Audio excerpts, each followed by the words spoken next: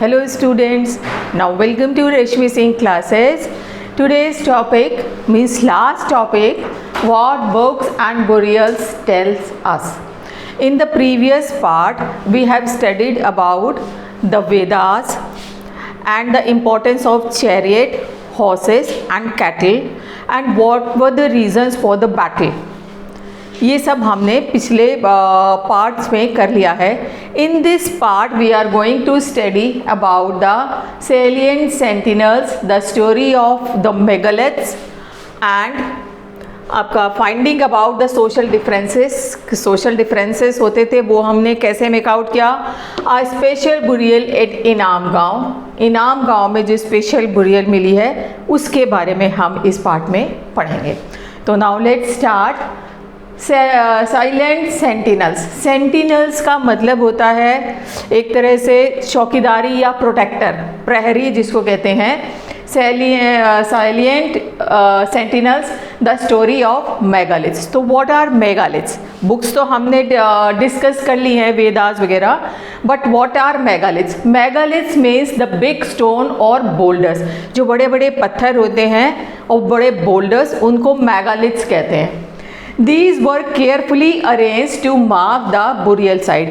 और इन बड़े बड़े boulders को carefully arrange किया जाता है to mark the burial site so that people could know that this is the burial site और वहाँ पे वो कोई और काम ना करें. For example, construction of houses या कल्टीवेशन ऑफ क्रॉप्स. किसी को नहीं पता है तो नीचे बुरियल साइड है और वहाँ पे कंस्ट्रक्शन कर दिए residential houses.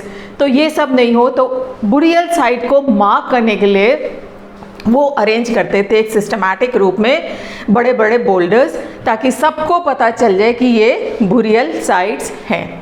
And practice of erecting megaliths began about 3000 years ago.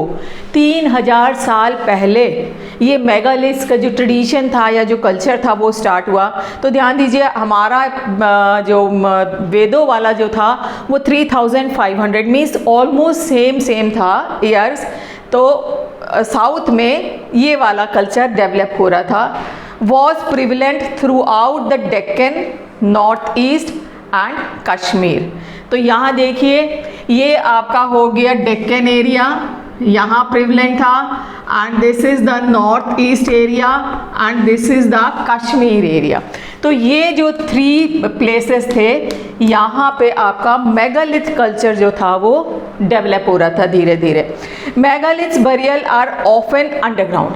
Megaliths burials जो होती थी वो ज़्यादातर अंडरग्राउंड हुआ करती थी and sometimes the surface of the earth. Surface पे भी होती थी, अंडरग्राउंड भी होती थी. ये देखिए, दिस इज़ द पिक्चर. ये अंडरग्राउंड और इस तरह अरेंज कर दिए जाते थे बोल्डर्स और यहाँ पे उसको बरी कर दिया जाता था, दफना दिया जाता था. ये जो आप देख रहे हैं एक सर्किल सा, this is known as port holes. इनको पोर्ट होल्स कहते थे. इनका क्या काम होता था अभी मैं आपको आगे बताऊंगी. और कई बार बुरियल साइट को मार्क करने के लिए हम बड़ा सा सिर्फ एक पत्थर लगा दिया करते थे. It means this is the burial site. तो मीन्स 2 तरह से बुरियल साइट को दर्शाया जाता था, एक इस तरह अरेंजमेंट करके या एक बड़ा सा पत्थर लगा दिया करते थे. ठीक है. These are only the indications that these are the burial beneath the earth. ये एक इंडिकेशन होता था कि इन पत्थरों के नीचे या इस जो इरेक्ट किया गया है स्टोन, इसके नीचे बुरियल साइट्स हैं. And all burials have some common features. और जितनी बुरियल साइट्स थी उनमें एक जो फीचर था वो कॉमन फीचर था. वो क्या कॉमन फीचर था? The did was buried with distinctive pots. किसी भी डेड बॉडी को जब दफनाया जाता था तो उनके साथ डिस्टिंक्टिव पॉट्स रखे जाते थे, ब्लैक और रेड कलर के. ठीक है. उसमें सामान रखा जाता था, पानी या कुछ ग्रेन्स वगैरह रखे जाते थे, tools, weapons, skeletal and equipment of horses. जब एक्सकवेट की गई इन बरियल साइट्स को हमारे आर्कियोलॉजिस्ट को, तो उनमें क्या दिखाई दिया उनको? आर्कियोलॉजिस्ट को पॉट्स दिखाई दिए रेड एंड ब्लैक, जिनको रेड एंड ब्लैक वेयर कहा जाता है, and tools and weapons also. buried with the people, dead people. उसके साथ tools और weapons भी होते थे, skeleton and equipments. हॉर्सेस के equipments they also found in this Graves, और जो घोड़ों के इक्विपमेंट्स होते हैं उनकी नाल और गले में लगाने वाला, वो सब भी इन बरियल साइट्स में मिला. It means they believe in journey after the death. उनको ये था कि मरने के बाद भी आदमी की जर्नी रहती थी, उसको वो कैसे सक्सेसफुली कंप्लीट करेगा, तो इन सब चीज़ों की ज़रूरत पड़ेगी. तो ये सब चीज़ें उसके साथ दफना दी जाती थी. समझ में आया बच्चे? And finding about the social differences. ठीक है, हमें बरियल साइट्स मिली है, but how do we know that this is the grave of a rich person and this is the grave of a poor person? कैसे पता चलाएंगे? कैसे पता चलाएंगे? The objects found with skeleton.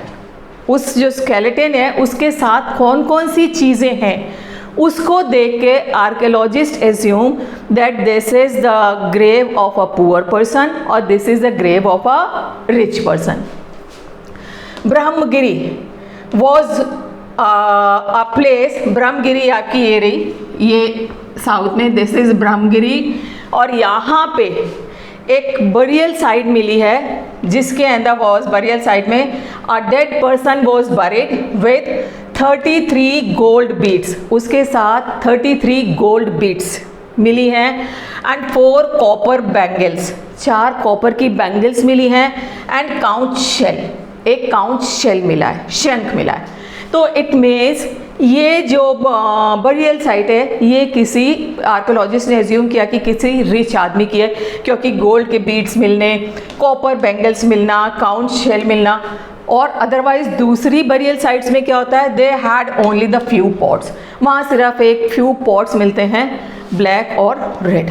It means ये किसी कॉमन नॉर्मल या poor people की बरियल साइट है, और ये जो ब्रह्मगिरी में मिली है ये किसी रिच पर्सन की बरियल साइट है. तो जो बरियल साइट्स में जो चीज़ें स्केलेटन के साथ मिलती है उससे हमारे आर्कियोलॉजिस्ट एज्यूम करते हैं कि ये किस पर्सन की है, रिच पर्सन की है या पुअर पर्सन की है. Were some spots meant for certain families. अच्छा, एक चीज़ और ध्यान से सुनिए, बरियल साइड में एक ग्रेव के अंदर कई 3-3, 4-4 स्केलेटन्स मिले. तो व्हाट डज इट मीन? 4 लोगों को इकट्ठे दफना दिया? नहीं, 4 लोगों को इकट्ठे नहीं दफनाया. आर्कियोलॉजिस्ट एज्यूम कर रहे हैं कि ये जो बरियल साइट है ये एक फैमिली की है, फैमिली की है, उसमें उनको दफनाया जाता है. अब ये इकट्ठे नहीं दफनाया जाता, काफ़ी टाइम पीरियड के बाद. मालूम पड़ा जी ग्रैंडफादर है, उनकी डेथ पहले हो गई, उनको दफना दिया, फिर फादर की, फिर बेटे की, अलग अलग टाइम पे हुई है. और सबसे बड़ी बात क्या है कि हर बार ग्रेव को खोदना नहीं पड़ता, पूरा की सारा हटाएं और फिर वापस उनको दफनाएं. ये योगा मैंने आपको बताया था, ये होल है, this is port holes.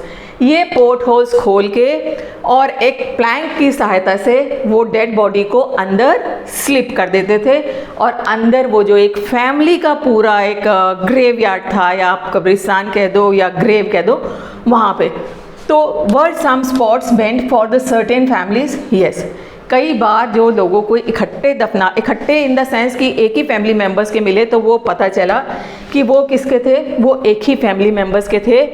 The bodies who died later were brought into the grave through portholes. और उनको through portholes grave में डाल दिया जाता था. And big boulders on these sides served as a signpost. और ये जो बड़े बड़े boulders थे ये साइन पोस्ट का काम करते थे, साइन पोस्ट का टाइम सर्व करते थे.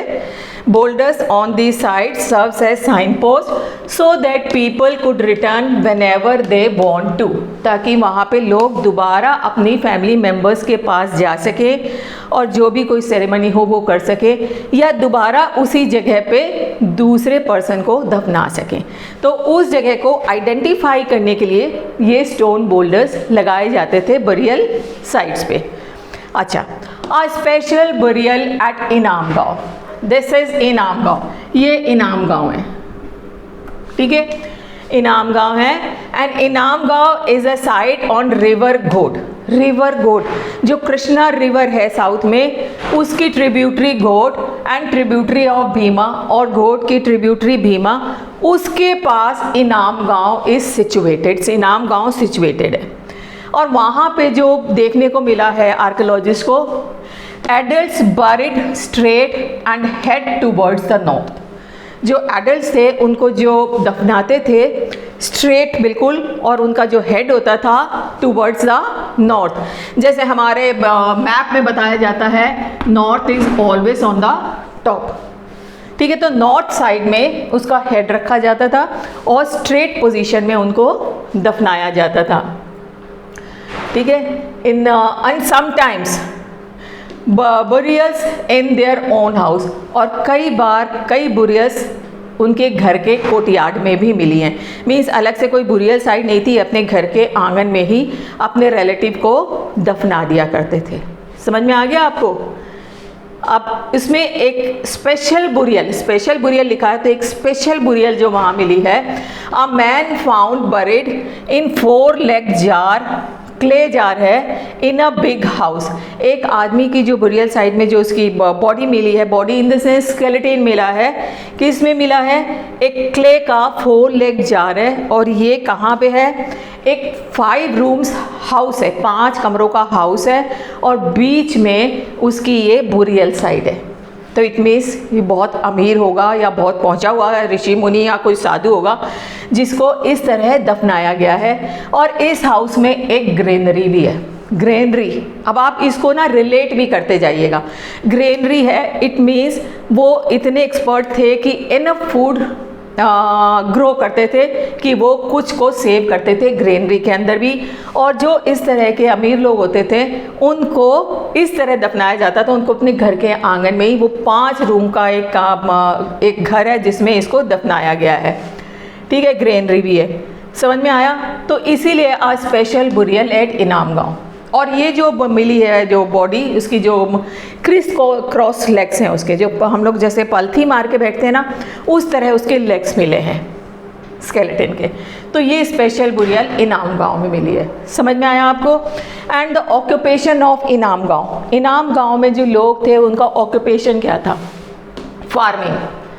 क्यों कहते हैं हम फार्मिंग है? Because the archaeologist found seeds, wheat, barley, pulses, peas, इन सब के वहाँ पे सीड्स मिले हैं। इसका मतलब they knew how to grow the pulses and wheat, तो वो इससे बड़े फैमिलियर थे।